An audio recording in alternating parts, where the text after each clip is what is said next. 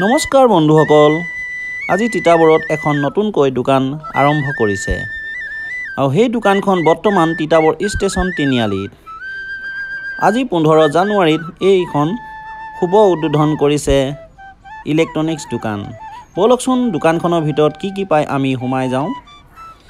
এইখনেই হৈছে আজি উদ্বোধন কৰা ইলেক্ট্ৰনিক্স দোকানখন।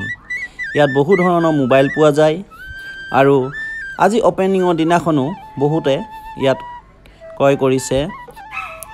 নতুন ৰূপত সজাই তুলিছে এইখন দোকান। আজি প্ৰায় 12 বছৰ আগত এই দোকানখন খোলা হৈছিল। বহু কষ্টৰে এই যুৱক কেইজনে কিন্তু সুন্দৰকৈ এই অনুষ্ঠান দোকানখন চলাই গৈছে আৰু চলাই তিতাবৰৰ ভিতৰত নাম কঢ়িয়াবলৈ সক্ষম হৈছিল। আৰু এই দোকানখন বৰ্তমান তিতাবৰ ষ্টেচন তিনিআলিত আছে। এই দোকানখনৰ নাম হ'ল ওম কামাখ্যা আৰু এইবাৰ নতুন ৰূপত সজাই তুলিছে ওম কামাখ্যা। আহিব আপোনালোকেও, ইয়াত বহুত সুন্দৰ মোবাইল পোৱা যায়। আপোনালোকে নিশ্চয় এই দোকানখনত আগতে নিছে চাগে। এইবাৰ আপোনালোকে আহিব, নতুন ৰূপত সজাই তুলিছে এই দোকানখন। ওপৰতো দেখোন, এয়া ওপৰত দেখিবলৈ পাইছোঁ কিছুমান পুৰস্কাৰ পোৱা ট্ৰফি। এয়া হৈছে দোকানৰ সফলতা। এই সফলতা কঢ়িয়াই আনিবলৈ সক্ষম হোৱা এই যুৱক কেইজন হৈছে আমাৰ তিতাবৰ ষ্টেচন তিনিআলিৰ অমিত মালাকাৰ আৰু বিপ্লৱ মালাকাৰ, সুমিত মালাকাৰ আৰু সুমন মালাকাৰ।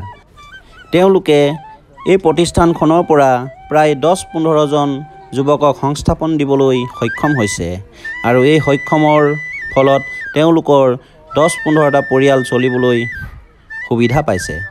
এয়া হৈছে ওম কামাখ্যা ওপৰৰ মহলৰ পৰা আমি দেখুওৱা ছবি। ইয়াত আপোনালোকে মিক্সিৰ পৰা টিভিৰ পৰা যিকোনো ইলেক্ট্ৰনিক্সৰ বস্তু পাব আৰু এই প্ৰতিষ্ঠানখন আগবঢ়াই নিবৰ কাৰণে সহায় কৰা শাৰীৰিকভাৱে এইকেইজন যুৱক, যেনে জিন্তু শইকীয়া। আজি এই প্ৰতিষ্ঠানখনত জন্ম হোৱাৰ পৰাই তেওঁক আমি দেখিবলৈ পাই আহিছোঁ আৰু এনেধৰণেই এই যুৱককেইজনে নিজৰ প্ৰতিষ্ঠান হিচাপে আঁকোৱালি লৈ এই প্ৰতিষ্ঠানখন আগবঢ়াই নিছে। এয়া ওম কামাখ্যাৰ আজি শুভ আৰম্ভৰ দিন। গতিকে বন্ধুসকল, ভিডিঅ'টো কেনেকুৱা পালে চাই আপোনালোকে জনাব আৰু প্ৰতিষ্ঠানখন এনেদৰে আগবাঢ়ি যাবৰ কাৰণে আশীৰ্বাদ কৰিব।